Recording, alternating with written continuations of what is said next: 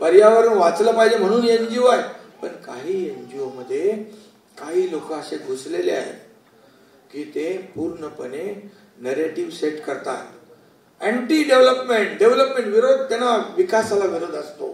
घटना वाचवणारे लोक आहोत असं त्यांनी असं म्हटलंय आणि विरोधकांकडनं एक फेक नेरेटिव्ह सेट करण्यात आलं असं म्हटलं. जे एवढं खोटं बोलत असतात, जे रडून गेले आणि खोटं बोलल्यानंतर त्यांच्यावर किती विश्वास ठेवायचा हा आपण लक्षात घेण्यासारखा विषय.